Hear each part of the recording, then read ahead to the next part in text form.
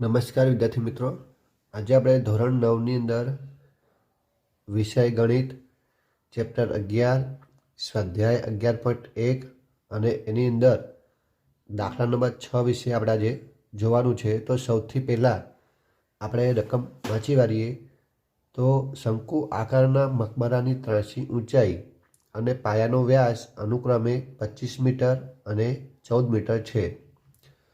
તેની વક્ર સપાટી પર 100 મીટર સ્ક્વેરના 210 રૂપિયા લેખે ચૂનો કરવાનો ખર્ચ શોધો। તો આગળ રકમની અંદર આપણને મકબરાની ત્રાસી ઊંચાઈ એટલે કે એલ જે આપણને આગળ 25 મીટર આપેલ છે અને પાયાનો વ્યાસ તો વ્યાસ આપણને 14 મીટર આપેલ છે।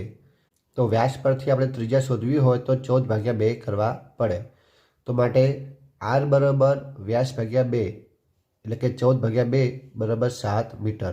તો આપણને આગળ આર બરાબર 7 મીટર મળશે।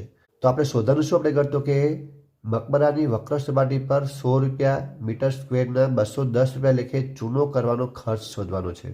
તો સૌથી પહેલાં આપણે આગળ મકબરાની વક્ર સપાટીનું ક્ષેત્રફળ શોધવું પડશે, કારણ કે એનું જેટલું ક્ષેત્રફળ હશે એ પ્રમાણે આપણે ખર્ચ શોધી શકશું।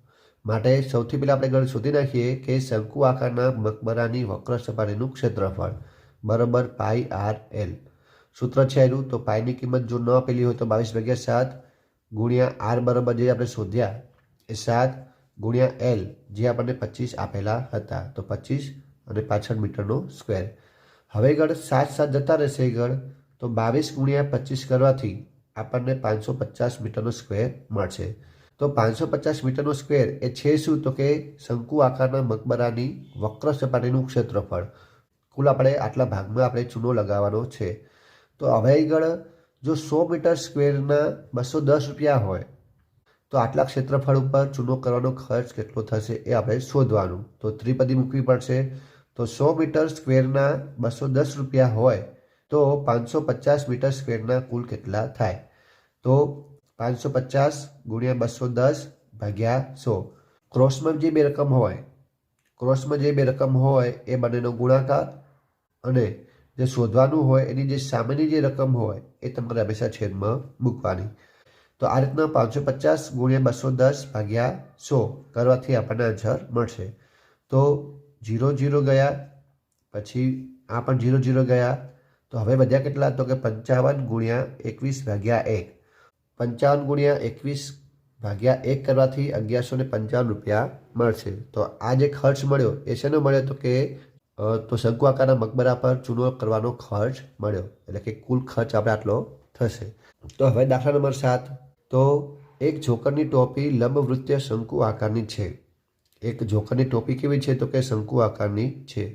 તેના પાયાની ત્રિજ્યા એટલે કે આર બરાબર 7 સેમી અને ઊંચાઈ એટલે કે એચ બરાબર 24 સેમી છે।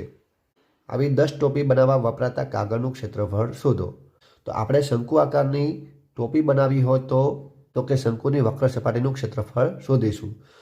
તો રકમની અંદર આપણને આગળ કુલ ત્રિજ્યા બરાબર 7 સેમી આપેલ છે, ઊંચાઈ એટલે કે એચ બરાબર 24 સેમી આપેલ છે, ત્રાસી ઊંચાઈ આપેલ છે નહીં। ત્રાસી ઊંચાઈ એટલે કે એલ અને ઊંચાઈ એટલે કે એચ। તો આપણને આગળ આર બરાબર 7 સેમી એટલે કે ત્રિજ્યા બરાબર 7 સેમી અને એચ બરાબર એટલે કે ઊંચાઈ બરાબર 24 સેમી આપેલ છે। તો શંકુની વક્ર સપાટીનું ક્ષેત્રફળ શોધવું હોય તો પાઈ આર એલ આવે। આર બરાબર આપણને આપેલા છે, એલ આપેલ છે નહીં। જો એલ શોધવું હોય આપણે આર અને એચ પરથી તો કે ત્રાસી ઊંચાઈનું સૂત્ર આપણે ગયો।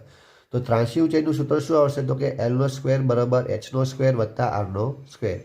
એચ બરાબર આપણને આપેલા છે 24, તો 24નો સ્ક્વેર પ્લસના પ્લસ, આર બરાબર 7 સેમી આપેલ છે તો કે 7નો સ્ક્વેર, 24નો સ્ક્વેર થશે 576 પ્લસના પ્લસ 7નો સ્ક્વેર થશે 49। 576 વત્તા 49 કરવાથી 625 આન્સર મળશે। હવે 625 એ કઈ સંખ્યાનો વર્ગ છે, તો કે 25નો વર્ગ છે। તો આ રીતના લખશું કે એલનો સ્ક્વેર બરાબર 25નો સ્ક્વેર, સ્ક્વેર ગયા તો એલ બરાબર કેટલા મળશે 25। તો આ રીતના આપણને આગળ ત્રાસી ઊંચાઈ બરાબર 25 મળશે। હવે આપણે આગળ સૂત્ર મૂકીએ આગળ, તો કે શંકુ આકારની ટોપીની વક્ર સપાટીનું ક્ષેત્રફળ બરાબર પાઈ આર એલ। તો પાઈની કિંમત આપેલ ન હોવાથી 22/7 ગુણ્યા આર બરાબર આપણને આપેલા છે 7 સેમી, તો 7 ગુણ્યા એલ બરાબર આપણે શોધ્યા 25 એ આપણે 25 અહીંયા લખશું. પાછળ સેમીનો સ્ક્વેર. હવે આપણે 7 7 જતા રહેશે. 22 ગુણ્યા 25 કરવાથી 550 સેમીનો સ્ક્વેર મળશે. હવે આપણને આ જે મળ્યું એ આપણને મળ્યું એક ટોપીનું ક્ષેત્રફળ મળ્યું.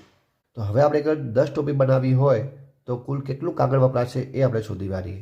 તો એક ટોપી માટે 550 સેમીનો સ્ક્વેર કાગળ વપરાતું હોય તો 10 ટોપી માટે કુલ કેટલું વપરાશે. તો આ રીતના ત્રિપદી મૂકશું આપણે આગળ તો જે ક્રોસમાં જે આપેલા હોય એ બંનેનો ગુણાકાર થશે. 550 ગુણ્યા 10 અને છેદમાં આપણે 1 મૂકશું આગળ. તો 550 ગુણ્યા 10 ભાગ્યા 1 કરવાથી 5500 સેમીનો સ્ક્વેર મળે. તો આ રીતના 10 ટોપી બનાવવા માટે 5500 સેમીનો સ્ક્વેર જેટલું કાગળ વપરાશે. હવે આપણે આગળ દાખલા નંબર 8. એક બસ સ્ટોપને રોડના બાકીના ભાગથી જુદો પાડવા ફરી ઉપયોગમાં લઈ શકાય તેવા કાર્ડબોર્ડથી 50 પોલા શંકુ બનાવ્યા છે. કુલ આપણે 50 પોલા શંકુ બનાવ્યા છે. પ્રત્યેક શંકુનો પાયાનો વ્યાસ, દરેક શંકુનો જે વ્યાસ છે એ 40 સેમી છે અને ઊંચાઈ 1 મીટર છે. ઊંચાઈ એટલે કે h, ત્રાંસી ઊંચાઈ કે તો l. તો આ જે 50 શંકુ છે એ 50 શંકુની અંદર દરેક શંકુનો વ્યાસ 40 સેમી છે અને ઊંચાઈ 1 મીટર છે. જો પ્રત્યેક શંકુના બહારના ભાગને રંગવાનો ખર્ચ 1 મીટર સ્ક્વેરના 12 રૂપિયા લેખે આવે, દરેક શંકુના બહારના ભાગને રંગવાનો ખર્ચ 1 મીટર સ્ક્વેરના 12 રૂપિયા લેખે આવે તો બધા જ શંકુને રંગવાનો કુલ ખર્ચ શોધો. તો સૌથી પહેલાં આપણે ગણ કે એક શંકુનું ક્ષેત્રફળ શોધી નાખશું. રકમની અંદર આપણને ગણ તો વ્યાસ આપણને આપેલ છે તો વ્યાસ પરથી આપણે ત્રિજ્યા શોધીશું. આપણે શંકુની વક્ર સપાટીનું ક્ષેત્રફળ શોધવાનું છે માટે તો r બરાબર વ્યાસ ભાગ્યા 2 બરાબર 40. વ્યાસ કેટલો આપેલો છે તો કે 40. તો 40 ભાગ્યા 2 કેટલા આપણે આવશે 20 સેમી. અહીંયા આગળ આપણને વ્યાસ સેમીમાં આપેલ છે તો વ્યાસ પરથી આપણે આગળ જે ત્રિજ્યા શોધી તો ત્રિજ્યા સેમીમાં મળશે. આપણને આગળ ત્રિજ્યા મળશે સેમીમાં મળશે. હવે ત્રિજ્યા મળી સેમીમાં મળી અને ઊંચાઈ તમને આગળ મીટરમાં આપેલી હોય તો બંનેના એકમ સમાન રાખવાના આપણે આગળ. તો આ મીટરમાં હોય તો આ પણ મીટરમાં હોવું જોઈએ. તો આપણે આગળ ત્રિજ્યાને આપણે આગળ મીટરમાં કન્વર્ટ કરશું તો 20 સેમી ભાગ્યા 100 કરશું કારણ કે 100 સેમી બરાબર 1 મીટર થાય. તો 20 ભાગ્યા 100 કરશું એટલે કે આન્સર મળશે 0.2 મીટર. તો આ રીતના આપણને એક ત્રિજ્યા મળશે 0.2 મીટર અને ઊંચાઈ બરાબર 1 મીટર આપણને આપેલ છે. હવે આપણે આગળ કોઈ પણ શંકુની વક્ર સપાટીનું ક્ષેત્રફળ શોધવું હોય તો πr/l આવે.